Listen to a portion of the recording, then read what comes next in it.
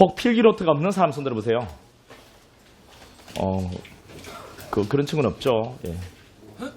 이전에 내 필기노트가 있는데 음수딱이 많이 지저분하다. 그런데 한번 다시 한번 정리하고 싶은데 사야 되나 말아야 되나 하는 친구들은 사지 마세요. 사지 마시고 저한테 한번 와보세요. 그러니까 이제 이전 필기노트 이제 너무 이제 빼곡하게 이렇게 정리되어 있어서 다시 한번 정리하고 싶다 하는 친구들은 제가 한 건 줄 테니까. 그럼 뭐 한 번 샀는데 또 뭐 하려고 사냐? 그런 친구들은 내가 줄 테니까 한번 와봐봐.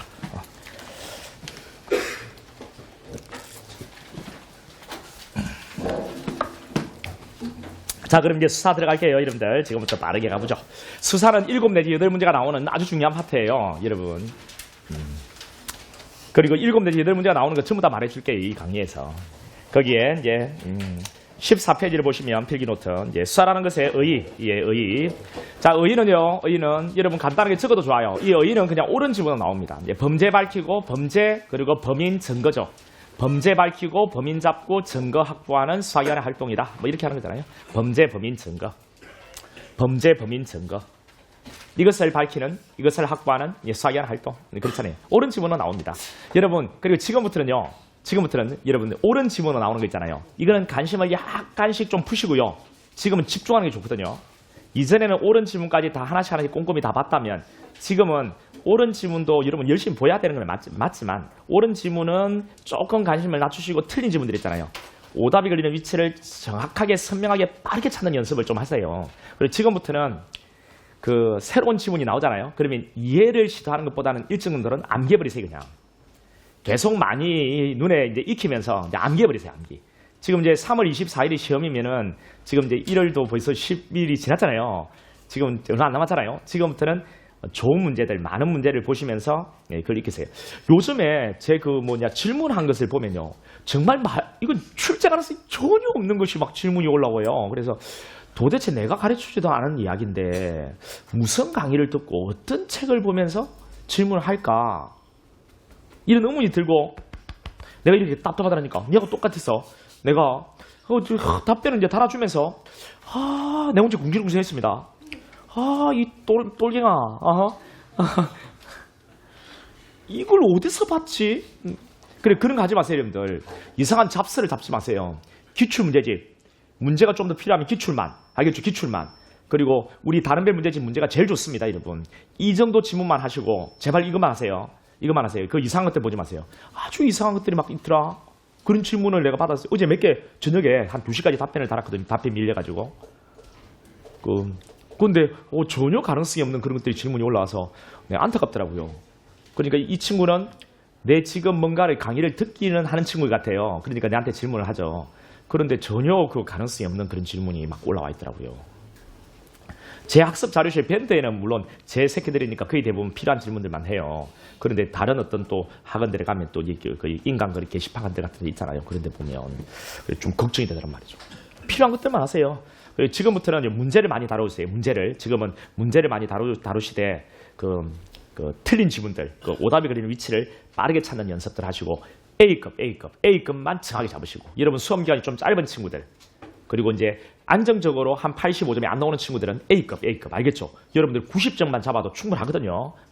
그리고 한 85점은 기본적으로 나오고 90점도 기본으로 나온다 하면 이제 우리의 95점 어차피 공부하는 김에 95점 100점도 충분히 노려봐야 되니까 그런 친구들은 우리 다른 별 문제집에 있는 이 모든 내용들을 다 익히시고 그렇게 하시면 돼요. 충분합니다. 여러분 지금부터 충분합니다. 자, 이제 수사의 의의는 이제 옳은 집은 나오고요. 수사기관은 검사하고 사법경찰 관리가 있잖아요. 이들의 관계는 지휘감독 관계라는 거 여러분 다 아시죠? 그죠? 됐고. 여기서 한 가지. 우리 사법경찰리 있잖아요. 사법경찰리가 긴급체포 권한이 있는가? 있어 없어? 있고. 사법경찰리가 작성한 피의자신문조서, 참고인지휘소서, 압수조서가 권한이 없는 자에 의해 작성된 조서이다? 아니다? 아니다. 이거예요. 따라서 유법수입 증거는 아니라는 거 기억하시기 바랍니다. 사법경찰리도 사법경찰관의 사무직업 지휘에서 수사권한이 있어 없어? 있다는 거. 이거 기억하셔야 됩니다. 이거 기억하셔야 돼요. 그 다음에는 이 관계는 지휘감독 관계니까요. 지휘감독 관계니까 검사 지휘가 있으면 따라야 되죠. 지금 현재는 지휘에 관한 내용은 대통령령으로 정한다 했다 그죠? 근데 여기에서 그러면 검사가 지휘를 하기 위해서는 검사 알아야 된다 그죠? 그래서 어떤 질문 하나는 기억하면 좋다고? 사경관이 수사를 통해서 취득한 관계 서류와 증거물은 지체 없이 검사에게 송부를 하도록 되어 있다. 그죠? 이건 알고 있어야 돼. 이거는 옳은 집으로 나와. 틀린 집으로 안 나오니까 이거는 가볍게 들어도 된다고. 알겠지? 한번 들어본 흔적만 있어도 돼. 오답이 걸리는 것은 내가 정확하게 선명하게 말해줄게. 됐고. 그 다음에 이제 이 지휘 감독 관계이다 보니까 최근에 아주 강하게 지금 주장되고 있고 아마 도입될 것 같은 수사권 독립 찬성론에 놓은 거, 시기상조에 놓은 거를 한 번 더 정리해주면 좋아. 그 찬성론. 대량의 범죄를 소수의 검찰력으로 수사하는 것은 안 맞다. 그리고 검사는 법률 전문가지 수사 전문가는 아니다. 범죄 예방과 수사는 이론적인 체제가 맞지 않냐. 이런 것들은 가볍게 들어도 돼. 이건 오답이 안 걸리니까 이건. 됐지? 인권 선진국이라 하는 미국이나 일본 같은 것도 수사권 독립돼 있다. 뭐 이런 것들. 권력이 너무 집중된다 검사한테. 뭐 이런 것들이 수사권 독립의 찬성론. 자, 오답이 걸리는 것은 시기상조론입니다. 여기에다가 시기상조를 하나 살짝 집어넣어. 자, 시기상조는 뭔데? 우리 수사권 독립시키는 건 맞지만 아직은 시기가 좀 빠르다. 이런 입장이지. 그러면 언제 그 수사권 독립시킬 시기이냐라고 물어보니까 언제? 자치경찰을 쪼갰을 때. 그 다음 또 하나 우리 지방분권화가 이루어졌을 때, 경찰이 국가직 경찰이 아닌 지방분권화가 이루어졌을 때, 자치경찰이 확실하게 정립되었을 때, 도입됐을 때 이거. 그 다음 또 하나는 적결심판청권이죠. 구류충고권. 구류충고권을 지금 우리 수상이 가지고 있잖아요. 이것이 검사에게 넘어가기 전까지 아직 시기가 빠르다 이렇게 보는 거죠. 또 경찰의 인권의식, 자질 이런 것들이 좀 더 향상돼야 된다. 이게 향상되기 전까지는 아직은 시기가 빠르다. 이게 시기상조론. 그러면 찬성을 놓은 거 한 3개, 시기상조로 놓은 거 1개 딱 들어가서 그걸 고르는 거야. 뭐를? 시기상조로 놓은 거를 긍정설, 찬성을 놓은 거가 아닌 것으로 골라내면 되지. 됐지? 이런 것들 가볍게 한번 들어두면 되고. 그 다음에 전문사 자문위원, 요놈이 B급의 중요성을 가지고 있어. 다른 것들은 다 C급이고 요놈이 이제 B급이지. 여기. 전문사 자문위에서 이제 정리할 건 이거밖에 없어요. 직권 신청 다 된다는 것. 직권 신청. 이것만 딱 적어놔. 그러니까 적어놓을 사람들은 적어놓고 아는 사람 안 적어도 돼. 직권 신청. 그렇죠? 신청 있는 경우에 하나도 하면 틀리대. 피해자 측의 신청도 가능하지만 뭐도 검사의 직권 대제. 그리고 전문사 자문위원은 몇 명? 1인 이상. 그리고 전문사 자문위원 지정을 취소할 수 있어 없어? 취소할 수 있다는 것. 취소할 수 있다. 이거는 옳은 지목밖에 안 돼. 취소할 수 있다는 것. 그리고 취소를 하지 않는다. 그러면 피해자가 이의를 제기하고 싶다. 누구한테? 고검장. 이걸 뭐로 바꾸면 틀린다고요? 지검장. 이거 조심해. 그 전문사 자문위원회 지검장 나오면 무조건 틀리다. 알겠지? 전문사 자문위원회 지검장 나오면 틀리다. 뭐가 나와야 된다고요? 고검장. 그리고 전문사 자문위원은 설명이나 의견을 기재한 서면 제출 가능하고 직접 시부리는 가능하지. 이것도 오답을 걸지 않아. 여기에 대해서 피해자 측은 서면 또는 구술에 대한 의견 진술 기회를 주어야 한다고 줄 수 있다고? 주어야 한다. 주어야 한다. 피해자 측에게도 서면 또는 구술에 대한 의견 진술 기회를 주어야 한다.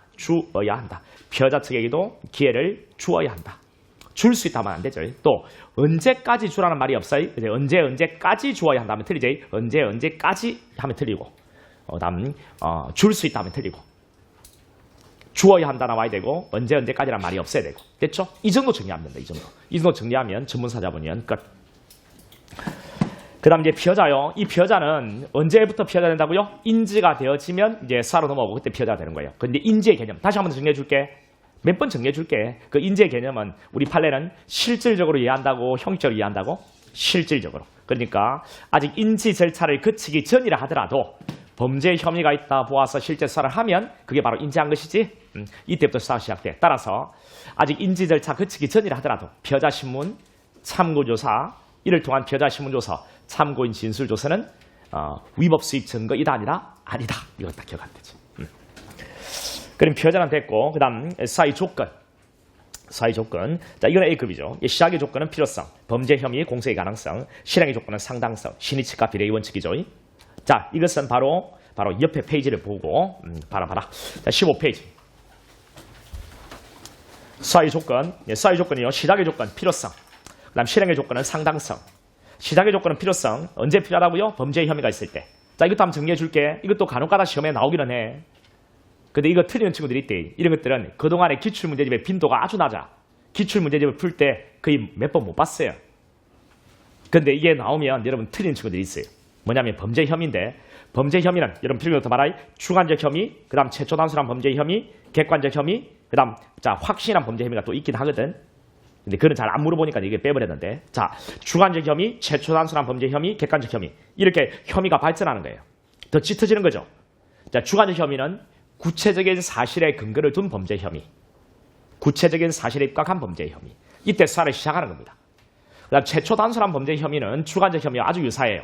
이때 대물적 강제수사가 가능합니다. 압수수색 검증 말이죠.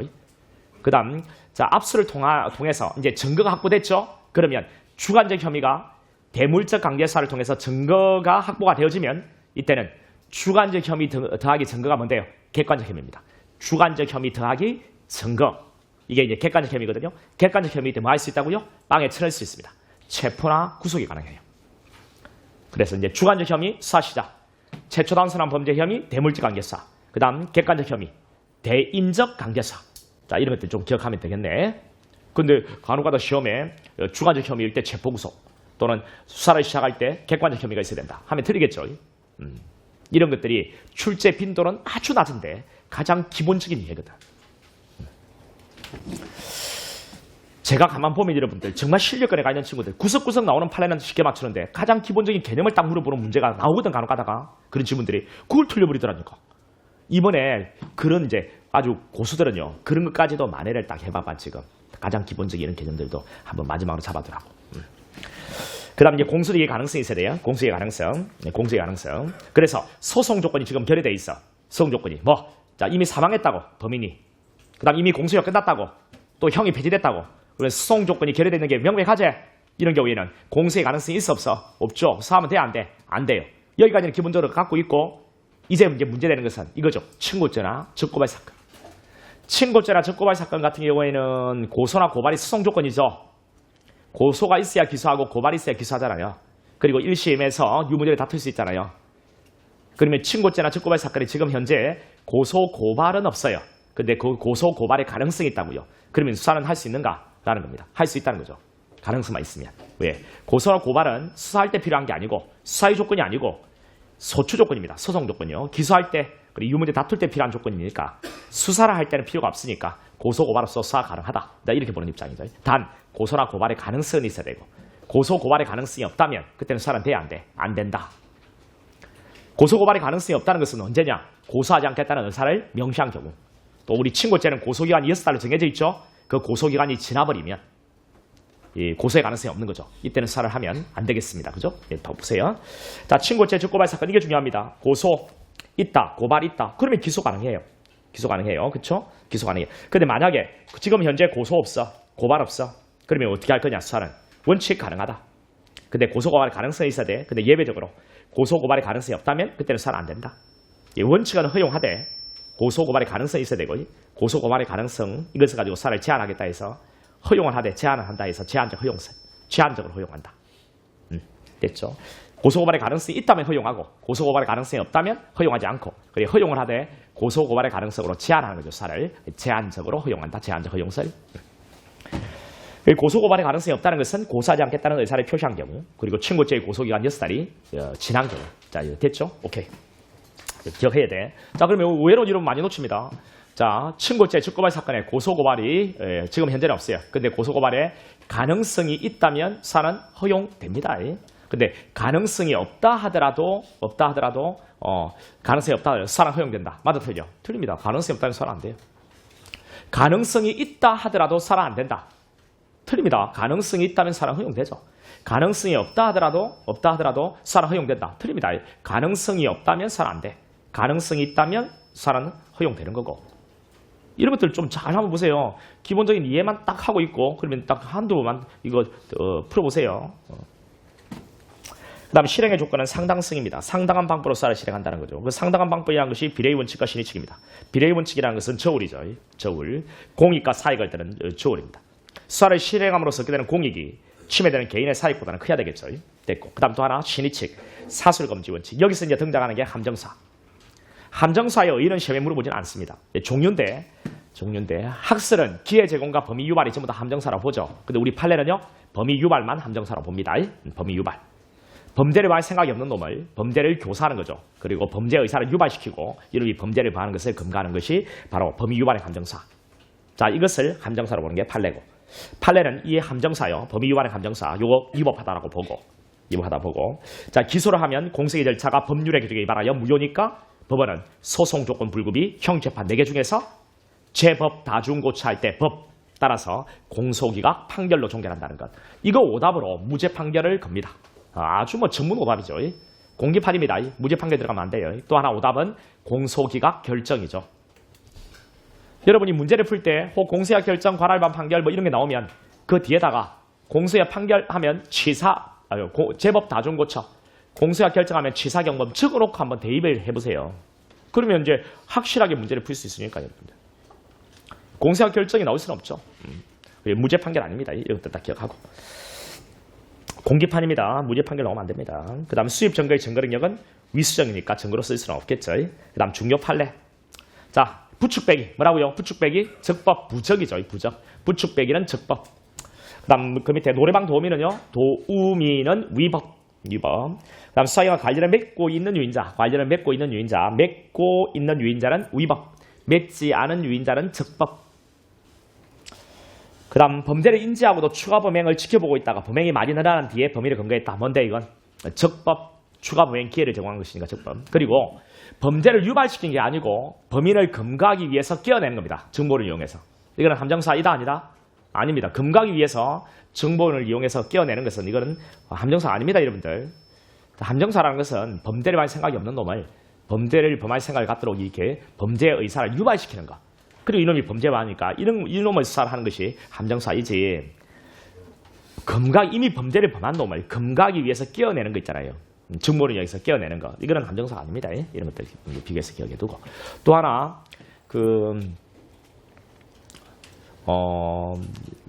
일반 사인이 함정에 빠뜨릴 생각으로 뇌물을 주는 것처럼 했다고요. 이러면 이 공무원은 뇌물이 달고 이거 받아 먹었단 말이죠. 이런 경우에 혹 자기는 함정에 빠졌다. 이놈이 내한테 뇌물 줄 생각이 없는데 내한테 뇌물을 주는 것처럼 뇌물을 받아 먹으라고 우리 부추기니까 내가 이 뇌물을 받아 먹은 거다. 라고 이런 주장이 뇌물수수의 책임을 면하게 하는 사유가 될 수 있다 없다? 없다. 이런 것들 다 기억하면 되겠죠. 그러면 이 함정사에 대한 이야기는 끝. 자, 그 다음에 이제 다시 그 14페이지요. 14페이지. 자, 여기까지 끝났죠. 여기에서는 이제 함정사, 이 수사의 조건이 제일 중요합니다. 이것만 깨고 있으면 돼, 사실. 그리고 이제 부수적으로 전문사 자문위원 이런 거 다 봤죠? 그 다음 이제 맨 왼쪽에 수사의 단서입니다. 수사의 단서. 수사기관 자신의 체험, 변사체 금시 불신 검문. 그 다음 타인의 체험, 고소, 고발, 자수. 자, 이 내용들 이제 보겠죠. 자, 변사체 금시는 여기서 설명하고 끝내버릴게요. 이 변사체 금시에서는 자, 정리할 거 있으면 간단하게 옆에다 정리하시면 되는데요. 변사체 금시는 주체는 누구라고요? 검사입니다. 검사가 금시해야 돼. 사경관 하면 맞아 틀립니다. 검사가 금시의 주체. 그리고 이제 금시할 때는 영장은 필요 없어? 필요 없습니다. 그래서 이 금시, 변사체 금시, 이 금시란 글자에다 이렇게 하면 되잖아요. 검사, 사경, X. 그 다음에 영장의 X입니다. 그렇죠. 영장 필요 없습니다. 그런데 이제 금시를 해보니까 그 범죄 혐의를 인정했습니다. 저 인지죠. 그 옆에 보세요. 인지, 삼각형, 인지. 금시해보니까 이제 범죄 혐의를 인정했어. 그럼 인지했죠. 그러면 수사로 넘어오죠. 수사로 넘어와서 살펴보는 것을 뭐라고 합니까? 수사로 넘어와서 살펴보는 거. 이거 검정이랍니다. 검정은 강제수사니까 뭐가 필요해요? 영장. 그런데 긴급을 요하는 경우에는 영장 없이도 검정이 돼야 안 돼? 되죠. 긴급 요하면 영장 없이 검증되죠. 그래서 시험에 이렇게 나옵니다. 금시 후에 범죄 혐의를 인정하고 검증할 때는 반드시 영장이 있어야 된다. 영장 없는 검증은 안 된다. 어때? X입니다. 검증할 때는 원칙적으로 영장이 필요하지만 긴급을 요하는 경우에는 영장 없는 검증 가능하다는 거. 이것 딱 기억하시면 되죠. 됐죠? 그 다음에 이제 검사는 사경관에게 금시하고 검정 대행을 명할 수는 있어 없어? 있죠. 그래서 사경관은 대행 금시권자라는 것. 이걸 기억하면 되겠습니다. 자, 그 다음에 이제 불신검문이요. 불신검문은 중요한 내용들이 있습니다, 여러분. 근데 이 불신검문은 간단하게 기억하셔야 돼. 이 불신검문에는 뭐 어떤 게 있어요? 일단 정지시켜 질문할 수 있죠. 어떤 사람요? 불신검문 대상자. 한번 가볍게 정리해보세요. 불신검문 대상자 정지시켜 질문할 수 있는데 불신검문 대상자가 일단 누군지를 봐야 돼. 뭔데? 이미 범죄를 범했거나 또는 범하려 하고 있다고 의심할 만한 상당한 이유가 있는 자. 어떤 범죄를 범했거나 또는 범하려 하고 있다고 의심할 만한 상당한 이유가 있는 자. 이미 행해진 범죄 또는 행해지려고 하는 범죄. 이미 행해진 거 또는 앞으로 행해질 범죄. 그 사실을 안다고 인정되는 자. 자, 다시 범죄를 범했다고 또는 범하려 하고 있다고 의심할 만한 상당한 이유가 있는 자. 또 이미 행해진 범죄 또는 앞으로 행해질 범죄에 대해서 안다고 인정되는 자. 요놈이 불신검문 대상자인데 이 대상자를 먼저 기억한 뒤에 이 대상자 인지 여부를 판단할 때 그 다음에 중요 판례 체포 구속에 이를 정도의 범죄 혐의는 필요 없다는 것. 체포나 구속에 이를 정도의 범죄 혐의는 필요 없다는 것. 체포구속 이럴 정도의 범죄 혐의는 필요 없어요. 자, 그 다음에 자 이런 놈을 정지를 요구했더니 그냥 지나간단 말이죠. 지나간단 말이죠. 이런 경우 또는 질문 동의에 떠난단 말이죠. 이 경우에 사회통념상 용인될 수 있는 상당 방법으로 정지시키는 건 돼 안 돼? 된다는 거죠. 그게 뭐라고요? 앞을 가로막는 것. 이 정도는 된다는 거. 됐죠. 그리고 정지했습니다. 질문을 하려고 하는데 이 당의 장소에 질문하는 것이 불신검문 대상자에게 불리하거나 교통방해, 불교, 응답 구분 안 되고요. 불교, 분리 또는 교통방해다. 이런 경우에는 가까운 경찰관서로 동행을 요구할 수 있어 없어? 있죠. 이 동행 요구를 거절할 수는 있나 없나? 거절할 수도 있고. 동행을 해가지고 갈 때 경찰 장구를 쓰면 돼 안 돼? 수갑이랑 보성 쓰면 안 되고. 또 질문할 때 답변 강요는 돼 안 돼? 답변 강요 안 되죠. 질문을 던질 때 사전에 진술 거부권 고지에 대해 고지할 필요 없어. 진술 거부권을 고지할 필요는 없죠. 그런데 이 불신검문 대상자는 진술 거부권은 행사할 수 있어 없어? 있죠. 근데 고지할 필요는 없다는 것. 이런 거 딱 기억을 하고 고지할 필요는 없죠. 자, 이런 것도 기억하면 되겠고. 그 다음에 또 이제 경찰 장구도 다 이야기했고, 동행을 해가지고 이제 왔을 때 이제 일단 질문을 던지고 또 동행을 해가지고 갈 때 자신의 신문에 표시하는 정표를 제시해야 된다는 거야. 정표를 제시해. 그런데 이미 경찰관이라는 것을 알고 있고 지금 불신검문 하려는 것이 범죄에 관한 것임을 알고 있다면 그때는 신분증을 제시할 필요는 있어 없어? 없다는 게 아주 중요한 판례고. 됐죠? 동행을 해가지고 데리고 오면은 변호인 도움 받을 권리 있다는 것을 알려줘야 된다는 것. 이거 되게 중요합니다. 변호인 도움 받을 권리 있다는 것도 알려주고. 그 다음 동행을 해가지고 갔을 때 6시간을 초과하여 머물게 하는 건 돼 안 돼? 안 됩니다. 6시간 초과해서 머물게 안 돼. 6시간까지 머물게 하는 건 가능하고. 근데 6시간 초과하여 머물게 못한다는 말이 6시간까지 구금을 허용하는 것은 아니죠. 구금은 아니고. 그럼 됐습니다. 여기까지가 이제 불신검문에서 여러분 알아야 될 내용입니다. 그런데 여러분, 우리 불신검문 할 때 흉기 소지 여부를 할 수 있다고 경직법이 되어 있거든요. 흉기. 우리 경직법에는 흉기만 언급이 있습니다. 그럼 일반 소지품에 대해서는 규정이 있다고 없다고? 없습니다. 학자들은 이제 규정이 없으니까 학설 대립이 있는데 우리 다수설은 일반 소지품도 가능하다고 보는 입장이지만 우리 법 규정은 흉기만 규정이 있다는 것까지 여러분 정리가 좀 되어지면 되겠습니다. 흉기만 규정이 있다는 것. 됐죠? 그럼 이제 불신검문 정리 다 했습니다. 불신검문. 불신검문에서 사실 여러분 틀리지는 않아요. 틀리면 또 안 되는 거예요. 네. 그 다음 타인의 체험. 고소고발 자수인데요. 이 고소고발 자수는 우리 필기노트에 정리가 되어 있으니까 반항할 겁니다. 이제 넘어오세요. 자, 16페이지. 자, 빨리 자리에 앉아라. 여기도 있다. 자리에 앉아서 빨리 수업해야지. 여기 와도 된대.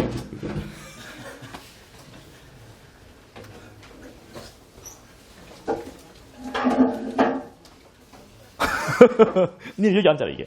여기 앉아라. 여기 온나, 여기 앉아라. 이리 온나. 아, 씨, 이리 오라는데, 오지다. 쌩값 보고. 와, 완서 옆에 꼭 앉고 싶나? 아니다. 아니, 이모씨 옆에 꼭 앉고 싶는 갑네. 미안하다. 한번 놀려봤어요.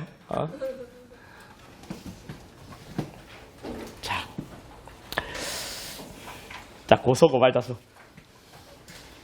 자, 16페이지 고소고발 자수의 개념. 여러분, 갑이 여러 개의 범죄를 범했고 이를 목격한 병이 있다라고 했을 때 여러분, 그 고소권자 등, 자, 피해자 등 고소권자가 수사기관에, 법원에 하는 것은 고소 아닙니다. 수사기관에 법원에 하는 건 고소 아니에요. 법원에 진정서 제출 증언하는 것은 고소 아닙니다. 의외로 놓칩니다, 여러분. 이게 잘 안 보여요, 여러분들. 수사기관에 범죄 사실 신고입니다. 범죄 사실 신고. 범인은 신고할 필요 없어요. 그리고 일시장소 방법을 구체적으로 특정할 필요 없습니다. 일시장소 방법 구체적으로 특정할 필요 없어요. 특정해야 한다. 이렇게 시험에 나옵니다. 특정할 필요 없습니다.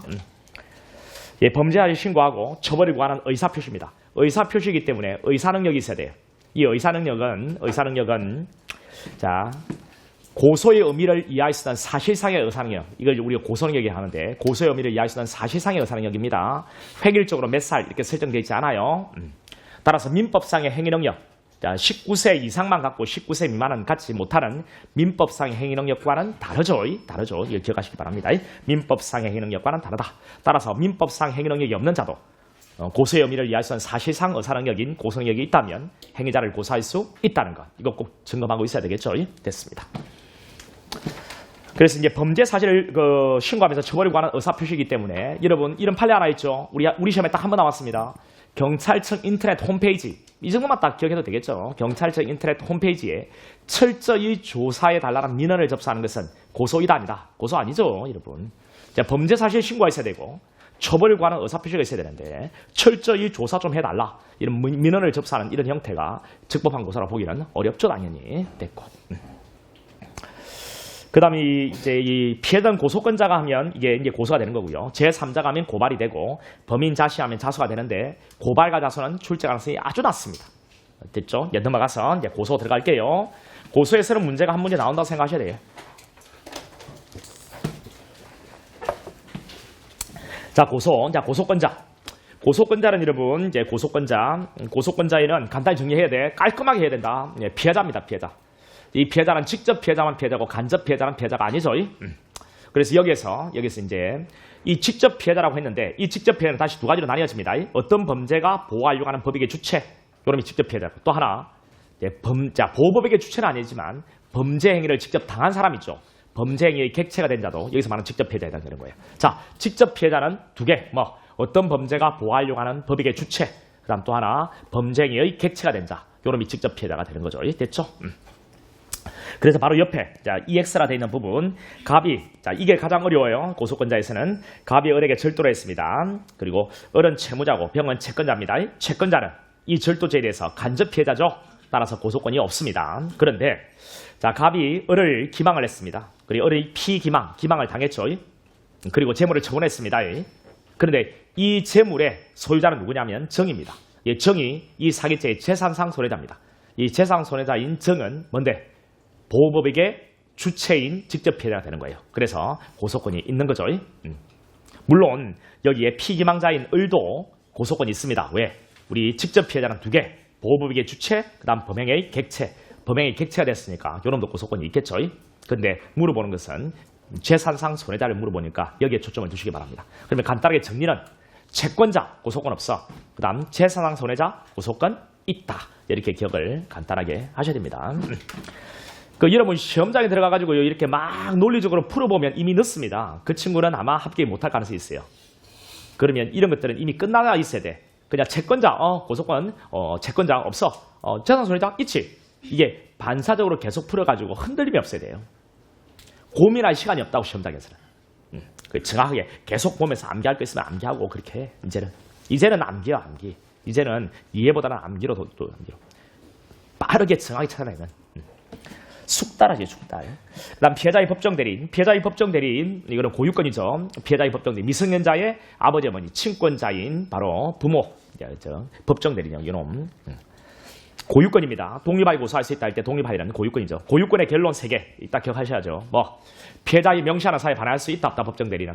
피해자의 명시하는 사유에 반해서 고소할 수 있다. 법정대리한 고소를 피해자는 취소할 수 없다. 그리고 법정대리의 고소권은 법정대리인이 범인 안 날부터 6달 내에 해야 한다. 법정대리인이 범인 안 날부터 진행한다는 건 됐죠? 이런 거 기억하면 되겠고. 그 다음 피해자 사망 시 피해자가 사망하면 그 배우자 직계 친족 형제의 고소권을 갖는데 피해자의 명시하는 사유에 반할 수 있어 없어? 없다. 오케이. 그 다음에 사자명예훼손. 사자명예훼손의 경우에는 친족 또는 자손 이거 기억해야 되고 또 하나 사자명예훼손은 친고죄라는 걸 알아야 된다. 그죠? 친고죄라는 걸 알아야 되고.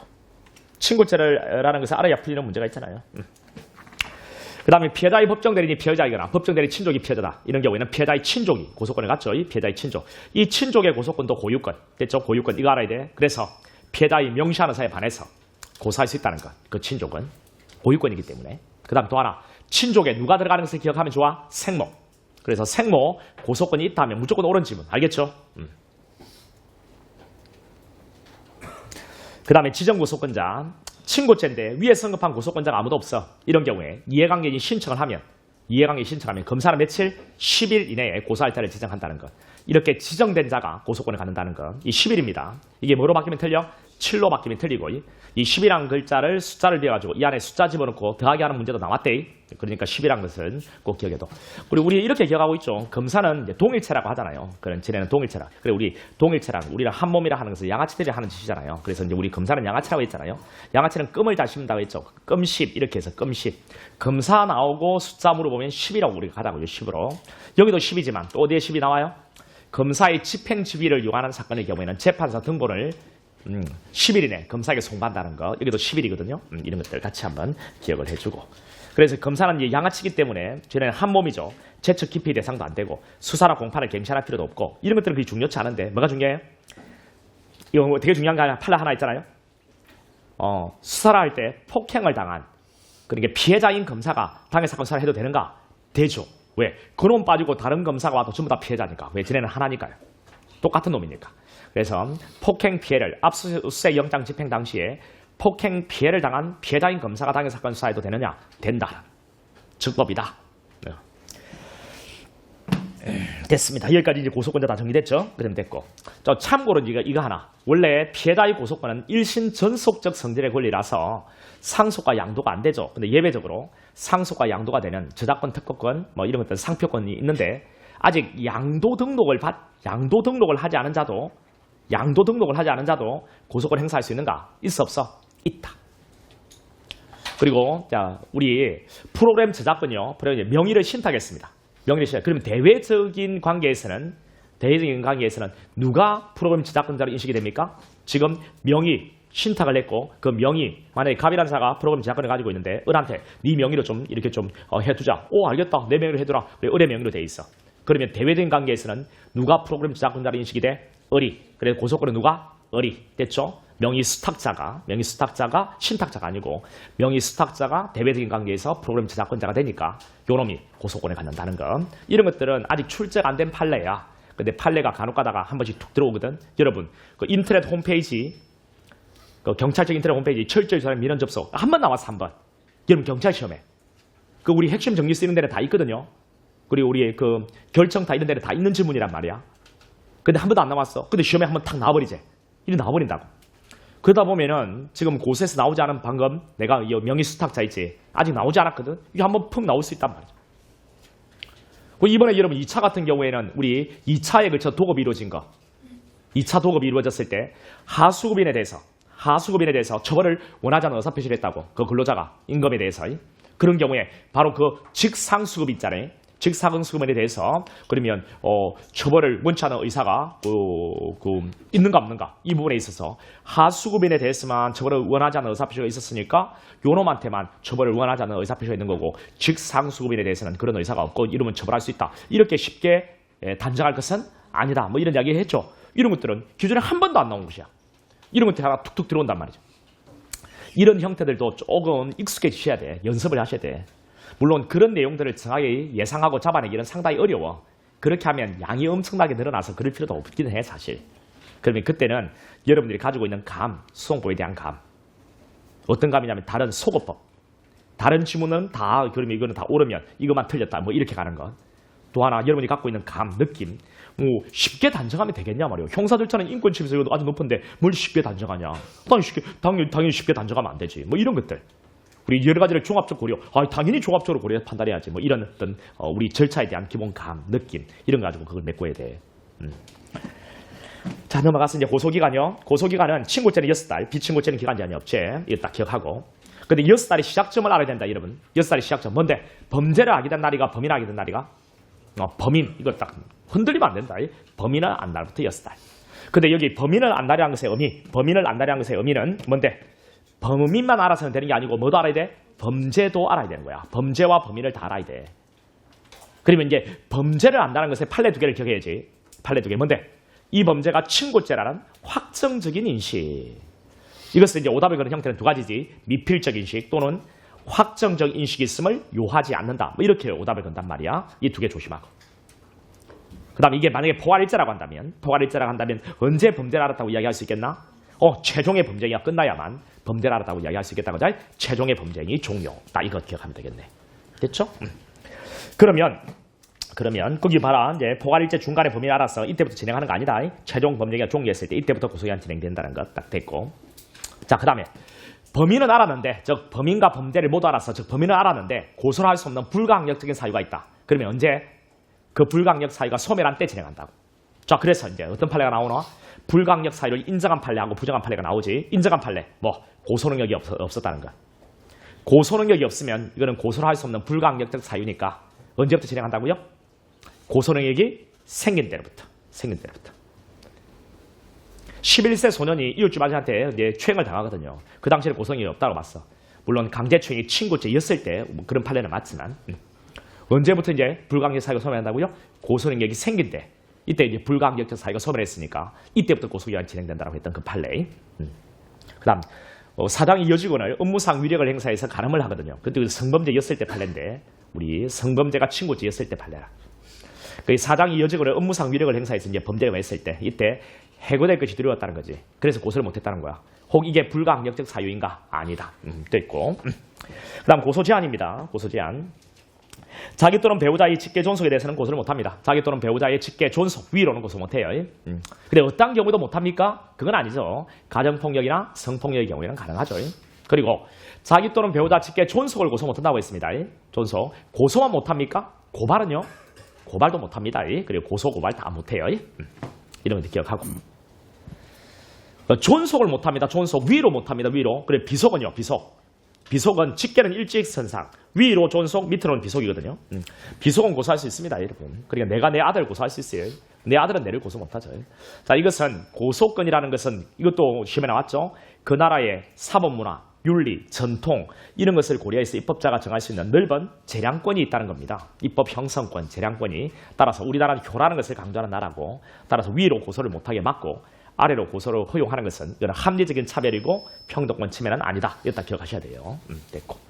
그리고 여러분 아주 간단한 문제로 자기의 직계존속은 고소하지 못하지만 배우자의 직계존속은 고소할 수 있다. 틀리죠, 여러분. 배우자의 직계존속 고소했다가 그날 밤에 갈 수 있어요. 배해가지고 싹 눌러보세요. 그냥 끝나요. 근데 실제로 여러분 여자들이 사람을 죽인 살인죄로 빵에 이제 그 콩만 먹고 있을 때 그 먹잇감이 된 것은 누구냐? 남편이 제일 많아요, 여러분. 실제 통계입니다, 통계. 그러니까 여자가 사람을 죽였을 때 그 희생자가 누구냐? 자기 남편이요. 이거는 정말 웃자고 하는 이야기도 아니고요. 이거는 심각한 이야기인데 실제 통계가 그렇습니다, 통계. 그러니까 남자들은 결혼은 일단 무조건 해야 되는데 결혼하고 나서 우리 볼록이처럼요. 아주 볼록이는 강하게 번식에 대한 욕구가 아주 강하더라고요. 종족 보존 뭐 이런 거. 그러니 어떤 그 사람이 하겠냐? 그래도 뭐 여자들은 사랑이라는 그런 로망이 그래도 있을 수 있잖아. 근데 어떤 시커먼 볼록 나와가지고 뭐 지금 지가 임산부 같은 얘기 뭐 땅땅한 시커먼 사람이 와가지고 말이야. 지 같은 애를 갖다 번식시키게 마라. 누가 번식시키고. 아니 내가 이야기 들어보니까 이런 말은 하지 마세요. 볼록이한테. 진실을 들으면 볼록이는 좀 안 좋아하더라고요. 볼록이는 웃기더라고요. 뭐 여자에 대한 욕구가 별로 없어요. 없더라고. 근데 애 새끼를 나와서 꼭 키워보고 싶대. 뭐 종속 하여튼 번식의 욕구가 아주. 하여튼 볼록이 웃깁니다. 오늘은 어떤 아줌마가 만나러 돌아다니기 어디 있을까? 어떤 살을 7대를 8대를 싸돌아다니고 있는지 모르겠네. 요즘에 내 생각으로는 하도 이게 만나지 못하니까 이 등산 동호회 이런 데 가가지고 아줌마 뒤 꽁무니만 졸졸 따라다니고 있는지 모르겠다네. 너무 심했나? 여러분도 한번 해봐봐. 이렇게 하면 스트레스 날라간다. 근데 계속 하다 보니까 이게 더 발전되더라니까. 볼록이 아이고. 마다 내가 볼록이 이야기하고 있노. 이거 하려고 그랬구나. 저 전에 여러분 세상에 내 제자가 이제 검찰 공무원 한 제자가 많거든요. 그놈하고 전화가 왔더라고. 아니 고소를 접수하러 왔다. 근데 뭔데? 이라고 했더니 자기 장모가 이제 집에 왔다는 거예요. 장모 보고 끄지라 했는데 장모가 안 끄진다는 거지. 태급불응죄로 고소를 하러 왔는데 이 고소를 받아야 되냐 말아야 되냐. 참 별의별 사람 다 있더라고요. 별의별 사람. 또 자정에 전화 와가지고 지금 간통을 근데 이전에 간통이 이제 범죄였을 때요. 그때인데 좀 전이지 그러니까. 그냥 뭐 왔다는 거야. 그러니까 이 모텔인가 호텔인가 왔다는 거야. 이제 문을 따고 들어가야 되는데 문을 안 열어준다는 게 이제 이 안에 틈이 있다는 거예요. 이걸 깨부수고 진입하라라고 이제 계속 이제 이 피해자 측에서는 이야기를 하는데 이거 문을 따고 들어가야 되느냐 말아야 되느냐 내한테 그걸 내한테 왜 물어보니? 그런 거 내한테 물어보지 마라. 아니 나는 이제 시험에 필요한 내용만 가르치면 실무적인 내용은 너희들이 나한테 말을 해줘야지. 나중에 학교가 나서 쌤 이런 것도 있다. 그런 것도 나한테 들려줘. 내가 이제 수업 중에 중간중간 에피소드를 이야기하게. 그런 것을 나한테 물어보면 내보고 뭐 어떻게 하란 말이고. 니 알아서 해라. 툭 끌어버렸어요. 지 알아서 해야지 그거는. 나한테 그걸 어떻게 물어보냐. 물어볼 거 물어봐라. 실무는 너희들이 잘 아는 거지. 내가 어떻게 하는 거냐. 이제 고소 제한이요. 이런 걸 기억해둬라. 심지어 법원적에는 자기의 장인어른 고소할 수 있다. 뭐 이런 식으로 나오는데 장인어른 장모 이게 뭔데? 배우자의 직계존속이지. 당연히 고소 못한다. 그다음 고소 방식입니다. 이게 서면과 구술이지. 서면과 구술. 자, 이 구술 고소의 경우에는 조서 작성. 되게 중요하다고 하잖아요. 조서 작성. 이 조서는 독립된 조서일 필요가 없다는 것. 그렇죠. 고소한 내용만 별도로 적는 그런 서류일 필요가 없지. 독립된 조서임을 요하지 않는다. 그럼 대리인을 통한 고소 가능한가? 예, 가능하죠. 대리인을 통한 고소 가능합니다. 특별한 방식은 없어요. 그래서 위임장 제출, 대리랑 의사표시를 할 필요가 없다. 이 기억하고. 그리고 서면과 구술 다 됩니다. 서면과 구술 다 되고 위임장 제출, 대리랑 의사표시 필요 없다는 거 기억하시고요. 그다음 대리 고소인의 고소 기간입니다. 이거 친구죄라면 6달인데 그 6달의 시작점이 정당한 고소권자가 범인한 날부터 6달이지 대리 고소인이 범인한 날부터 아니라는 것. 이거 꼭 기억해 주셔야 됩니다. 대충. 그 다음 이제 고소 취소입니다. 고소 취소. 이제 고소를 지금까지 했잖아요. 이제 물리는 거. 취소권자는요. 여러분 고유의 고소권자가 자유한 고소를 취소할 수 있고 고소의 대리행사권자도 자유한 고소를 취소할 수 있습니다. 그런데 엇박자로 가는 거 있잖아요. 고유 고소권자는 대리행사권자 한 고소를 취소할 수가 있습니다. 그런데 고유 고소권자 한 고소를 대리행사권자는 취소 못하죠. 그래서 그 옆에 판례가 하나 있습니다. 뭔데? 23살 된 피해자가 고소를 하고 사고로 사망합니다. 이때 그 아버지가요. 법정 대리하면 안 됩니다. 왜? 23살이면 승인이죠. 그래서 이거는 이제 법정 대리는 아닙니다. 미성년자의 어떤 친권을 가지고 있는 부모가 우리 법정 대리인이 돼도 이건 지금 23살이죠. 승인입니다. 그러면 이 아버지는요. 직계친족입니다. 이거는 법정 대리를 하는 게 아니고 직계친족. 그래서 23살인 딸이 이제 범죄를 당하고 이제 고소하고 사고로 사망하자 그 아버지는요. 대리행사권자에 지나지 않거든요. 그 아버지가 딸이 한 고소를 취소할 수 있는가? 없죠. 왜? 고유 고소권자가 한 고소를 그 대리행사권자는 취소를 못합니다. 그 다음에 고소 취소 시기. 친구죄 같은 경우에는 1심 판결 선고 전까지 하는 거죠. 1심 판결 선고 전까지. 친구죄는 1심 판결 선고 전까지. 비친고죄는 뭐 고소가 소송 조건이 아니니까 언제든지 취소하든 상관없습니다. 형사 절차는 계속 진행하니까. 근데 친고죄의 고소는 소송 조건이다 보니까 언제든지 취소할 수 있게끔 하면 이 고소권자의 의사에 따라서 우리 형사사법권의 발동이 너무 좌우되는 문제가 있어서 그 시점을 1심 판결 선고 전으로 한정하고 있는 거예요. 그죠? 1심 판결 선고되고 항소심에서는 취소 못합니다. 그런데 항소심에서 1심 판결을 파기하고 다시 1심으로 환송하면 또는 1심에서 유죄가 선고되고 확정된 뒤에 재심을 청구해서 재심의 1심으로 오면 그때는 고소 취소돼야 안 돼? 됩니다. 또 반의사 불벌죄라면 처벌 불이행의 의사표시가 된다고요. 됐죠? 그러니까 반의사 불벌죄의 처벌 불이행의 의사표시 또는 친고죄의 고소 취소는 1심이기만 하면 무조건 되는 겁니다. 그런데 비교해가지고 검사의 공소 제기했던 것을 물리는 공소 취소는 언제까지만 된다고요? 최초입니다. 최초 1심 판결이 선고되기 전까지만. 따라서 1심 판결 한번 선고되고 2심에 올라가서 2심에서 1심 판결 파기하고 다시 1심으로 환송한 경우에도 못하고요. 1심 유죄가 선고되고 7일 지나서 확정된 뒤에 재심을 청구해가지고 재심 개시 결정이 떨어져가지고 재심 심판 절차로 왔을 때 우리 확정된 신것부터 다시 가잖아요. 1심에서 확정했다면 1심을 다시 재판하는데 이때 공소 취소돼야 안 돼? 안 됩니다. 그러니까 공소 취소, 검사의 공소 취소는 한 번이라도 1심 판결 선고되고 나면 더 이상 못해요. 그런데 친고죄의 고소 취소, 반의사 불벌죄의 처벌 불이행의 의사표시는 1심이기만 하면 무조건 가능하다는 것. 이렇게 하시면 되겠죠. 바로 그 밑에 보면은 1심 판결 선고 전까지. 따라서 상소심에서 파기환송 후 1심에서도 가능. 그다음 항소심에서 비친고죄에서 친고죄로 공장 변경. 자, 1심에서는 비친고죄였습니다. 또는 비반의사 불벌죄였어요. 그러니까 화해의 가능성이 열려있지 않습니다. 왜? 비친고죄, 비반의사 불벌죄라고 한다면 고소 취소가 있어도 쭉 절차가 계속 진행되니까. 근데 이게 2심에 올라와서 공장 변경을 통해서 친고죄나 반환사 불벌죄가 되었다는 겁니다. 그러면 2심에서 드디어 화해 가능성이 열린 거 아니냐. 이런 경우라면 2심 판결 선고 전까지는 취소를 허용해야 되는 것 아니냐라는 학자들의 주장이 있는데 우리 판례는 이런 경우를 하더라도 일체 2심에서는 고소 취소, 그다음 불처벌의 의사표시를 인정하지는 않죠. 이거 기억하고. 항소심에서는 무조건 안 됩니다.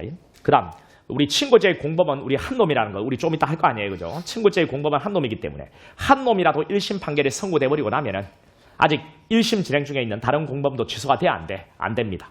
우리 친고죄의 공범은 한 놈이기 때문에 한 놈을 고소하면 다른 놈에 대한 고소, 한 놈을 취소하면 다른 놈에 대한 취소, 한 놈을 취소 못하면 다른 놈도 아무리 1심 진행 중이라 하더라도 취소를 못합니다. 됐죠? 네, 그 이야기가 밑에 있죠. 공범자에 대한 1심 판결 선고 후에 1심 진행 중에 있는 피고인에 대한 취소는 안 된다. 그다음 반환사 불벌죄 적고발 사건도 1심 판결 선고 전까지 불처벌 의사 표시 고발 취소할 수 있다는 것. 고소 취소하는 방식이요. 서면과 구술입니다. 서면과 구술. 기소 전에는 검사 사경관에게 하는 거고 기소 후에는 법원에 하는 거죠. 왜 1심 판결 선고 전까지 가능하니까. 자, 합의서. 자, 이거는 우리 원래 고소 취소는요. 국가기관인 수사기관 또는 법원에 대한 의사표시이어야 하는데 서면이나 구술로. 그런데 지네들끼리 가해자와 피해자 사이에 합의한 내용, 그 합의한 내용 안에 고소 취소한다는 그런 의사를 주고받고 이 합의한 내용을 적은 합의서를 과연 고소 취소로 볼 수 있는가? 한 장 넘어가 보세요.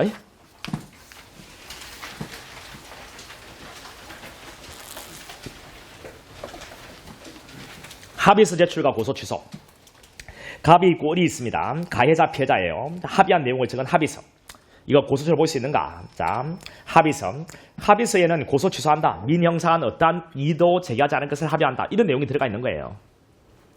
어떤 강사는 이 합의서 안에 있는 문구를 가지고 뭐라고 고소 취소 아니다. 그런 그 설명을 하는가 봐요. 다 엉터리입니다. 그런 거 엉터리고 그건 아니고요. 그건 아니고요. 내가 어떻게 하냐면 그 질문을 그렇게 하더라고요. 이전에 이렇게 들었다면서. 근데 그건 아니고요. 아니고요. 지금 제가 설명하는 대로 기억하시면 됩니다. 합의서 안에는 민형사가 어떠한 이도 제기하지 않을 것을 합의한다. 이의 제기하지 않겠다. 그 다음 고소 취소한다. 처벌을 원치 않는다. 이런 내용들은 어떤 내용이든 상관없는 거예요. 이 내용이 문제가 되는 건 아니거든요. 자, 이런 합의서가 자, 그 뒤에 작성되기만 한 것은 고소사 아니죠. 왜?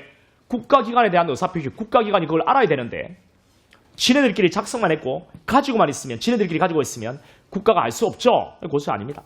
그럼 이것을 이번에 합의서가 기소 전이라서 경찰에 들어가면 고소 취소 맞죠. 왜? 수사위원이 보니까 합의서 내용을. 그다음 이제 기소 이후 법원에 들어오면 법원이 보니까 취소한다는 내용이 들어있잖아요. 고소 취소입니다. 합의서만 와도 고소 취소인데 합의서와 함께 단언서까지 같이 들어왔습니다. 당근 고소 취소입니다. 합의서만 와도 취소인데 단언서까지 오면 취소죠. 그다음 합의서가 법원에 제출되었습니다. 그럼 이 고소 취소 맞죠? 그런데 단순 변심입니다. 단순 변심. 마음이 막혔어요. 마음이 막혔어요. 그래서 법원에 가가지고 그 합의를 취소하겠다라고 이야기하는 겁니다. 전에 내가 고소 취소한 거 맞는데 그래서 합의서 적고 이게 제출한 거 맞는데 마음 바뀌었다. 그 합의 취소할게. 다시 처벌해도 이렇게 한다 해서 처벌하면 되면? 그건 아니겠죠. 그죠? 뭐 재판이 장난도 아니고 그건 아니겠죠.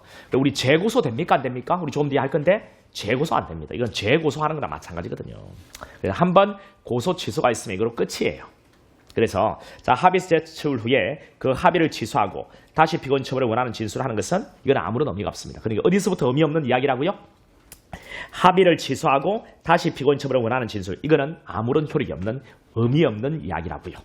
그러니까 어느 부분까지만 의미가 있다고요? 합의서 법원 제출. 여기까지만 의미가 있습니다. 합의서 법원 제출되었으니까 그 위에 3번 합의서 법원 제출되면 고소 취소 맞죠? 고소 취소입니다. 이거 여러분 헷갈려하는 친구들이 많아요. 여러분. 자, 합의서 법원 제출이면 고소 취소죠? 이거는 물릴 수가 없습니다. 한번 취소하면 끝이에요. 여러분. 재고소 안 되거든요. 그리고 그 뒤에 합의를 취소하고 다시 피고인 처벌을 원하는 진술하는 것은 이건 아무런 의미가 없는 그런 이야기입니다. 그러니까 합의서 법원 제출까지만 의미가 있다고요. 그리고 고소 취소 맞죠. 그 밑에 CF는 안 보셔도 되겠습니다. 그럼 다시 돌아와요.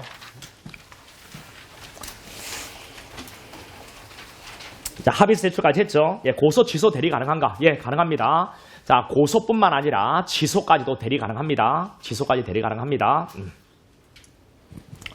그럼 이제 대리에 대해서 간단하게 언급하고 뒤에 가서 또 언급할게요. 여러분, 대리라는 것은 권한이 있는 자가 있고 권한이 없는 자가 있을 때 있는 자가 없는 자한테 위임해서 하는 겁니다. 따라서 모든 사람이 다 권한을 가지고 있으면 대리가 안 됩니다. 기본적으로. 모든 사람이 다 가지고 있으면. 그래서 고발은 누구든지 다 할 수 있죠. 누구든지. 따라서 대리가 돼야 안 돼. 안 되는 겁니다. 고소는 고소권자가 있고 고소권을 가지고 있지 않은 자가 있기 때문에 권한자가 있고 권한이 없는 자가 있기 때문에 대리가 됩니다. 그 다음 또 한 개 더 필요해요. 우리 형사 절차에서 대리는 권한 있고 없고 나뉘어진다 해서 무조건 되는 게 아니고 대리를 허용하는 명문의 규정이 있어야 됩니다. 대리를 허용하는 명문의 규정이 없으면 안 되는 거예요. 이것도 검찰 7급에 나왔습니다. 기억하고. 그래서 우리 고등학생이 오토바이 몰고 가다가 사고 났을 때 그 혈액처치, 음주운전이거든요. 혈액처치. 의사능력이 있으면 고등학생이 체열에 대한 동의를 할 건데 의사능력이 없어도 법정 대리인이 대리를 해서 동의할 수 있어 없어? 없다고요. 왜? 이 부분에 대리에 대한 규정이 없습니다. 그러니까 대리가 안 되는 거예요. 이런 것들도 같이 정리해주면 이 대리 부분은 정리가 됐습니다.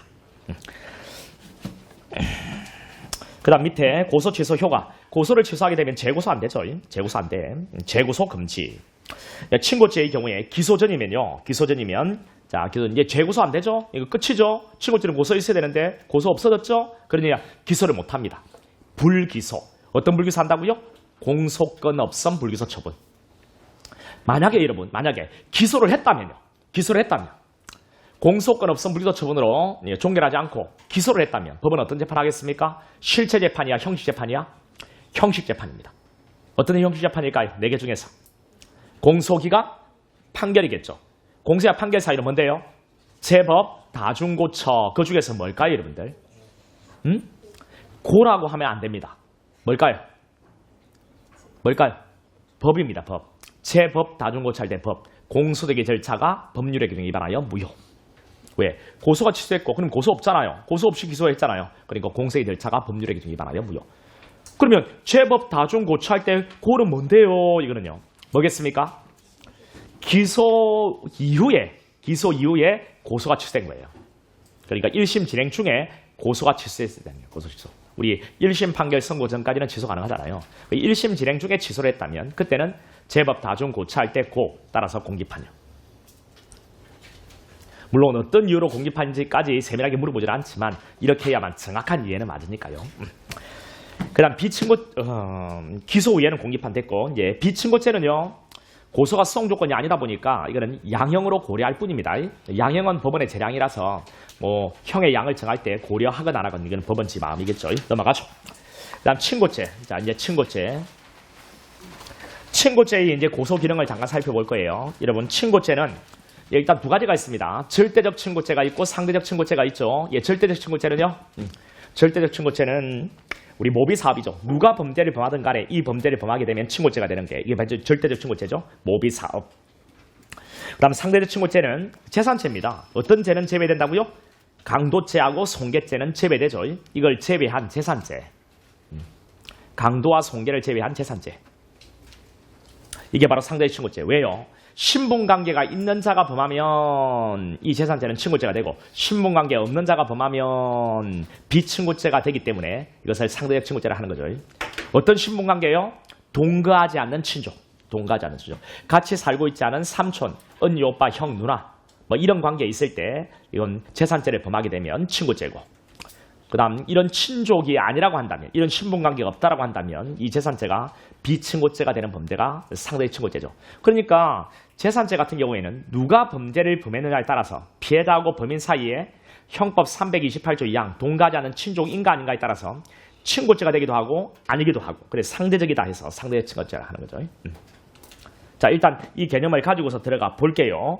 우리 친고죄의 고소는 당연히 접수가 되면 수사를 시작합니다. 수사를 개시하기 위한 원인인 수사의 단서가 되는 건 맞습니다. 친고죄의 고소 수사의 단서예요. 고소가 접수되면 수사가 진행될 거 아니에요. 수사를 개시하기 위한 원인 수사의 단서 맞습니다.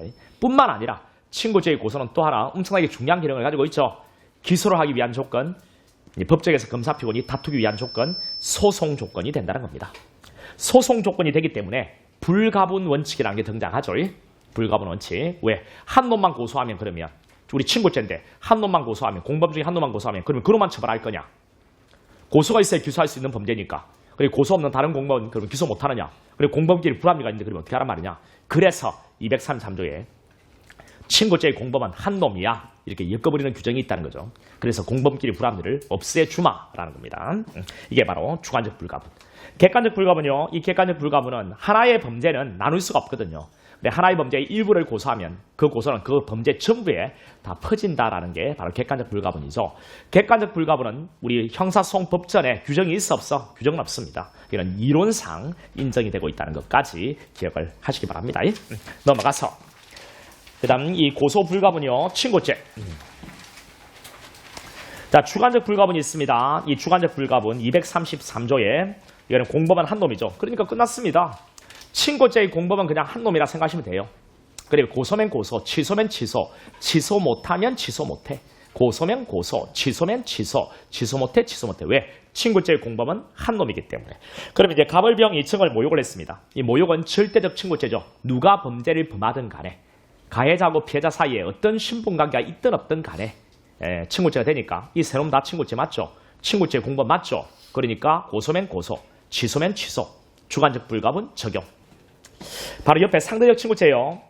자, 갑과 을이 재산죄인 절도를 범했는데 갑은 신분관계가 있고 을은 없습니다. 그러면 없는 놈은 비친고죄, 있는 놈은 친고죄, 친고죄의 공범은 아니다. 아니면 따로. 주관적 불가분 안 된다. 뭐 끝났죠. 신분관계에 있는 자에 대한 고소 취소는 없는 자에 대한 고소 취소가 아니고 신분관계에 없는 자를 고소하면 있는 자에 대한 고소는 아니다. 그 다음에 모두 신분관계가 다 있으면요. 모두 신분관계가 다 있으면 친고죄의 공범 맞지? 그러니까 친고죄의 공범은 한 놈. 고소면 고소, 취소면 취소. 취소 못해 됐습니다. 그 다음 반의사불벌죄하고 즉고발 사건은 고민할 필요 없죠. 반의사불벌죄하고 즉고발 사건의 공범은 한 놈으로 엮는 규정이 없습니다. 따로. 명예훼손죄 같은 경우에 한 놈을 처벌하지 말라 하면 그 놈만 처벌 못하고 다른 놈들은 처벌할 수가 있고 즉고발 사건, 우리 조세범 처벌법이요. 세무서장이 한 놈만 고발하면 그 놈만 공소해서 처벌하고 다른 놈들은 고발 있기 전까지는 기소 못하죠. 그래서 여러분 여기에서 이제 이거 한번 해볼게. 우리 양벌규정. 자, 우리 양벌규정. 주관적 불가분을 가지고 물어보는 문제 중에서 좀 어려운 게 양벌규정이에요. 양벌규정 나오면은 공범. 알겠죠? 양벌규정 나오면 반사적으로 공범이네. 이렇게 공범이네. 자, 양벌규정 나오면 공범이네 딱 생각하고 친고죄인지 즉고발 사건인지를 딱 문제를 봐야 돼.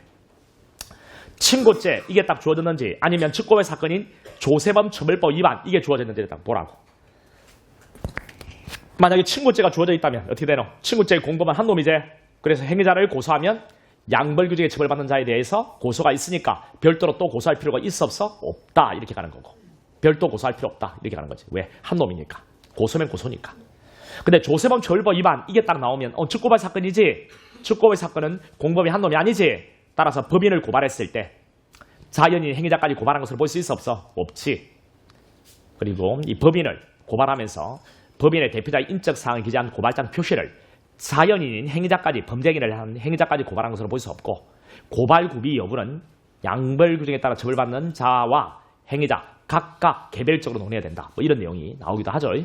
조세범 처벌법은 따로 개별적으로 논의해야 된다. 한 놈에 대한 고발은 다른 놈에 대한 고발의 효력이 생기지는 않는다. 이렇게 됐고. 다음 주관적 불가분의 원칙 실력 따지기. 이거는 뭐 어렵지 않죠, 여러분들. 뭔데? 우리 고소면 고소, 취소면 취소, 취소 못하지? 친고죄의 공범인데 한 놈이 1심 판결 선고돼버렸어. 2심 또는 3심 또는 확정돼 콩만 먹고 있어. 그러면 1심 진행 중에 있는 다른 공범도 취소해 못한다. 그 다음 옆에 21페이지 객관적 불가분. 객관적 불가분이라는 것은 이건 이론상 인정되는 거다. 그죠? 이론상 인정. 하나의 범죄 이거 나눌 수 없다는 거죠. 그래서 단순일죄, 포괄일죄. 단순일죄, 포괄일죄 일부에 대한 고소는 그 전부에 대한 고소. 뭐 끝. 그 다음에 과형상일죄, 상상력 경합이죠. 우리 상상력 경합은 형법에서는 수재지만 우리 소송법상은 일죄거든. 피해자가 갖고 상상력 경합 관계에 있는 모든 범죄가 친고죄라면 객관적 불가분 적용되지. 을이 과형상일죄 일부 친고죄에 대한 고소는 다른 일부 친고죄에 대한 고소 이렇게 생기고. 그런데 자, 피해자는 같지만 일부는 친고죄고 일부는 비친고죄라고 한다면 중간에 칸막이 척. 왜? 피해자는 같지만 친고죄, 비친고죄 나뉘어지니까. 그래서 자, 비친고죄를 고소했을 때 이 고소가 친고죄까지 올라가지 않아. 과형상 일죄에 관계 있는 다른 친고죄에 대해서는 고소 이력이 없죠. 그게 이제 로마자 이 두 번째. 그 다음 이제 모두 친고죄는 맞아. 과형상 일죄 관계 있는 범죄가 모두 친고죄는 맞는데 피해자가 다 다르지. 정이 하나의 문서를 작성하면서 맨 윗부분은 갑을 모욕하고 그 아랫부분은 을을 모욕하고 맨 아랫부분은 병을 모욕을 했어. 이런 경우에 병이 자기가 당한 이 문서 맨 아랫부분 모욕에 대한 고소를 했다 해서 맨 위에 갑과 가운데 을에 대한 모욕에 대한 고소력이 있는가? 없지. 왜? 다른 놈에 대한 고소를 병이 할 수는 없으니까. 예. 피해자가 다르기 때문에 중간에 칸막이가 척척 들어간다. 위로 올라가지는 않지. 객관적 불가분은 적용되지는 않습니다. 근데 과형상 일죄에서 객관적 불가분이 적용되는 것은 딱 한 개밖에 없어. 딱 한 개. 뭐? 피해자 갖고 모두 친고죄. 이것만 딱 기억해야 된다. 피해자 갖고 과형상 일죄 관계에 있는 범죄가 모두 친고죄. 피해자 갖고 모두 친고죄. 피해자 갖고 모두 친고죄만 객관적 불가분이 적용된다. 무엇이라도 다른 게 있으면 객관적 불가분 안 돼요. 피해자는 같지만 친고, 비친고 다르죠? 객관적 불가분 적용되지 않고. 모두 친고죄지만 피해자가 다르다. 다른 게 있죠? 객관적 불가분 적용되지 않습니다. 다음 과형상 수재, 여러 개의 범죄. 여러 개의 범죄는 당연히 객관적 불가분은 적용되지 않겠죠. 왜? 하나의 범죄의 일부를 고소하면 그 전체에 퍼진다는 게 객관적 불가분이잖아. 여러 개의 범죄는 객관적 불가분이 당연히 적용되지 않죠. 바로 옆에 이해돕기 한번 봐봐봐. 이걸 보고 했으면 더 좋았을 것을 그랬다. 그래? 이해돕기. 뭔데? 하나의 공. 바람 빠진 하나의 공이 있는데 그 공에다가 바람을 집어넣으면 전체에 퍼지는 건 맞잖아. 이 하나의 공이 하나의 범죄. 일부에 대한 고소나 뭐 고발이든 전체에 다 퍼지는 거 맞죠. 여러 개의 공이 있지. 여러 개의 공. 어느 하나의 공에 바람을 넣다 다른 공에 바람 들어가지는 않지. 하나의 공이지만 중간에 칸막이가 있으면 위로 올라가지 않아. 올라가지는 않지. 이건 우리 과형상 일죄 이야기하는 거고. 그 옆에 가운데 것은 실체적 경합범 이야기하는 거고. 과잉 수재. 그 다음 이거는 단순 일죄, 포괄 일죄 이야기하는 거. 맨 첫 번째 것은. 됐죠? 바로 밑에 불가분은 즉 실력 다지기. 우리 이거 했다 그자. 편집장하고 기자. 편집장하고 기자가 자, A가 사망하자 모 잡지에다가 이 A와 여비서, 보좌관, 연예인이 부적절한 관계에 있다는 또는 뇌물을 받았다는 이 폭로 기사를 실어.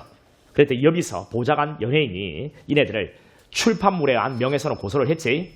그리고 이 A의 유족들도 이놈들을 사자 명예훼손으로 고소를 했어요. 근데 기자가 와서 빌었단 말이야. 잘못했다고. 이런 경우에 유족하고 여비서, 보좌관, 연예인이 이 기자에 대해서는 고소를 취소했어요. 그러면 이 기자는 공기판 떨어지는 것은 당연해. 그럼 편집장은 어떻게 되는가? 편집장은 이 유족이 고소한 것은 사자 명예훼손. 사자 명예훼손은 친고죄. 친고죄는 공범이 한 놈. 그래서 기자에 대한 취소는 편집장에 대한 취소. 따라서 사자 명예훼손으로 편집장은 공기판. 그런데 출판물의 명예훼손은 뭔데? 반의사 불벌죄. 반의사 불벌죄의 공범은 따로. 따라서 이 보좌관, 여비스, 연예인은 기자만 불철 의사표시가 했죠? 그럼 요놈만 처벌 못하고 편집장에 대해서는 처벌의 의사표시 효력이 미치지 않죠? 따라서 편집장은 실체 재판. 그 당시에 20문제 중에서 제일 어려운 문제였어요. 여러분. 경찰, 국가직 다 통틀어서. 근데 지금은 여러분 엄청나게. 그러니까 이게 여러분 해가 거듭될수록 실력은 올라가는 것은 불을 보듯 뻔해. 그러니까 여러분들이 나중에 이제 여러분 이전에 합격했던 친구들보다 훨씬 더 실력이 다 있다니까. 나중에. 그 다음에 밑에요. 맨 밑에 한번 봐봐라. 가벌병이 정을 모욕한 것과 정이 가벌병을 모욕한 이 케이스를 보자. 이것도 정리해야 된다. 헷갈리면 안 돼. 여러분 여러 놈이 한 놈을 모욕했는지 한 놈이 여러 놈을 모욕했는지를 봐야 된다. 가벌병이 정을 모욕했다면 피해자는 정이지. 정이 공범 중에 한 놈을 고소하면 다른 공범에 대한 고소. 이건 주관적 불가분의 이야기지. 이쪽은 주관적 불가분. 여러분 필기노트에 이쪽은. 왼쪽은 주관적 불가분 이야기. 오른쪽은 뭔데? 한 놈이 하나의 문서를 작성하면서 여러 놈을 모욕을 한 거야. 받은 대로 돌려준 거지. 이렇게 되면 어떻게 되나? 피해자가 이제는 가벌병이제. 그중에서 병이 자기가 당한 모욕을 고소했다 해서 이게 을이 갑이 당한 모욕에 대한 고소력이 돼. 고소력이 있어 없어? 없죠. 이건 객관적 불가분에 관한 이야기. 과형상 일죄, 객관적 불가분에 관한 이야기. 그러니까 여러분 여러 놈이 한 놈을 모욕했는지 한 놈이 여러 놈을 모욕했는지 잘 봐야 된다 여러분들. 이거 헷갈린다 이거 헷갈려 한다 여러분들. 정확하게 알아라 이거. 됐습니다. 그리고 고발과 자수가 있는데요. 이 고발은 자수는 이건 뭐 중요한 거 아니야. 뭐 간단하게 정리하면 되는데 고발은 제3자가 여기까지 하고 쉴 거야 여러분. 고발은 제3자가 성격은 원칙은 수사의 단서죠. 예외적으로 고발이 수송 조건이 되는 경우도 있지. 뭔데? 적고발 사건. 적고발 사건. 그 다음 주체 누구든지 할 수 있는 겁니다. 할 수 있는 겁니다. 근데 공무원 자기 직무를 행함에 의해서 직무를 행하면서 알게 된 사실에 대해서는 그때는 직무를 행함에 따라서 범죄가 있다는 것을 알았다면 그때는 고발의 의무가 있다. 그죠? 직무와 무관하게 알았다면 그때는 할 수 있는 거야. 근데 직무를 행함에 있어서 죄가 있다고 생각을 했다면 그때는 고발의 의무가 있다는 것. 꼭 기억해. 직무와 관련해서. 그 다음 제한입니다. 자기 또는 배우자 직계전속은 고발 못하죠. 그 다음 기타. 대리고발 돼? 안 돼? 안 되죠. 나왔지 시험. 대리고발 안 되고. 고발 기간에 제한도 없어. 우리 친구짜리 6달로 제한 있지. 근데 고발은 기간 제한 없고. 그 다음 재고발. 가능합니다. 재고발 가능해요. 재고소 안 되죠? 네, 재고발은 돼. 그 다음 자수입니다. 자, 고발 여기에 판례 하나 이야기해 줄게. 자, 농지 불법 전용을 갑이했다 고발했는데 실제 수사해 보니까 을이 농지 불법 전용을 한 거야. 그러면 을에 대한 고발 효력이 있다고 없다고? 있다고. 우리 고발을 할 때는 뭐 범인을 알면 신고해도 돼. 잘못 신고해도 되거든. 수사기관이 수사를 해보니까 어떤 놈이 범인인지는 수사기관이 밝히는 거니까. 됐죠? 그다음 자수입니다. 자수는 범인이 하는 거지. 범인이 하는 건. 그래서 범인 스스로 해야 돼. 그래 대리가 안 돼요. 대리가 안 돼요. 시계는 제한 없습니다. 단 체포되기 전에 해야 돼. 수갑 딱 채워지기 전에 해야 돼. 자발적으로. 중요 판례. 여러분 자수가 일단 성립됐어요. 나중에 법정에서 부인하는 거야. 그렇다고 해서 자수 효력이 소멸되는 건 아니고 처음부터 범죄자를 부인하거나 죄의 뉘우침이 없어. 그런데 자수하러 왔대. 그럼 진정한 자수가 아니야. 외형은 자수일지라도 범죄 사실을 부인하거나 죄의 뉘우침이 없다면 이런 진정한 자수는 아니다. 이런 판례들 비교해서 기억하고. 자, 대리를 통해서는 자수가 안 된다고 했지. 대리를 통해서. 그런데 제3자를 통한 자수는 가능해. 제3자를 통한. 이거는 무슨 차이가 있는가? 이런 차이가 있지. 자, 이건 여러분들 여기 A가 있고 B가 있을 때, 자, 우리 법률 행위는요, A가 직접 B한테 하는 거고, B도 A한테 하는 거예요, 이렇게. 그래, 이 의사표시가 그대로 합치가 되면, 이 법률 행위의 효력을 A와 B가 원래 나눠 갖는 이런 형태로 이제 이루어지는 거예요, 대부분은. 그런데, 여기 중간에 누구를 끼워 넣어가지고 할 수 있는 경우가 있다고, 중간에 누구를 끼워 넣는. 이게 이제 두 가지 방법인데, 대리인을 통해서 하는 게 있고, 그 다음 제3자를 통해서 하는 이 두 가지 방법이 있는 거예요. 어떤 차이가 있냐면, 대리인을 통해서 하는 것은 이거는 권한을 위임하는 거예요. 권한을 위임하고 위임받은 이놈이 의사를 표시하는 거지. 의사 표시. 이게 대리의 가장 기본 시스템이고 제3자를 통한다는 것은 이걸 사자라고 하거든. 사자. 심부름꾼 말이에요. 심부름꾼. 내 의사를 전달해주는 심부름꾼이잖아요. 여기 우리 사업 같은 거 보면 이번에 사자로 누구를 보내는 게 좋겠냐 말을 하잖아요. 사자로. 우리 특사 파견한다 할 때 특사. 이건 뭔데? 왕의 의사를 그대로 전달하는 사람이지. 자, 이놈이 의사표시를 다 내놓는 거예요. 의사표시. 그리고 이것을 이놈은 전달만 하는 거예요. 전달. 이렇게. 자, 이것이 제3자입니다. 그러면 봐라. 이놈이 이제 범인이라 해봐라. 범인이라 해보고 이놈은 수사기관이라 해볼게. 수사기관. 자, 우리 자수는요. 누구의 의사표시해야 된다고? 자수는 범인의 의사표시. 자수는 누구의 의사표시? 범인의 의사표시. 범인의 의사표시. 자, 그래서 바로 보이제? 대리인을 통해서는 자수가 돼? 안 돼? 안 되는 거죠. 왜? 대리인의 의사표시니까. 대리인 지가 하고 싶으면 하는 거야. 권한을 위임받았지. 하고 말고는 지가 판단해서 하는 거예요. 대리인의 의사표시니까 우리 자수라는 것은 범인 자신의 의사표시해야 되는데 대리를 통해서 한다는 것은 대리인의 의사표시이기 때문에 기본적으로 안 된다. 이렇게. 물론 대리에 대한 어떤 개념을 여러 가지로 이제 해석을 해지면 또 달라질 수 있어. 근데 그건 우리 수업 영역이 아니야. 이렇게만 하면 돼요. 그 다음에 이 범인이요. 내가 먼저 외국에 지금 나가야 돼. 급히 나가서 일 처리하고 와야 돼. 그래서 내가 지금 자수하고 싶어. 그럼 이 친구가 마중 나왔다고 내가 이렇게 이야기했단 말이야. 네가 가서 좀 이야기 좀 해라. 내가 이제 사업상 갔다 들어와서 바로 처벌받겠다고 네가 가서 이야기해라. 내가 이제 범죄 이야기했고 이 친구가 가서 수사기관 입에다가 꽂아주죠. 그 이야기를 들려주죠. 내 의사를 그대로 전달한 거잖아요. 이거 가능합니다. 이거. 됐죠. 그런데 여러분 제3자를 통한 자수가 가능한데 이거 어떠네.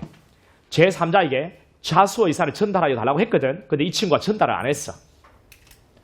수사기관에 가가지고 수사기관 기회 들려줘야 되는데 들려주지 않았다고. 그럼 자수이가 아니가?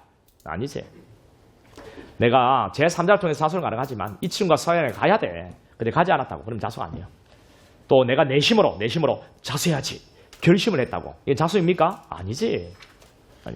이런 것들. 그 다음에 조사 질문에 응해서 또는 추궁에 의해서 이야기를 하면 이건 자수이가 아니가? 아니지. 자백일 뿐이야. 됐습니다. 여기까지 하고 10분 휴식.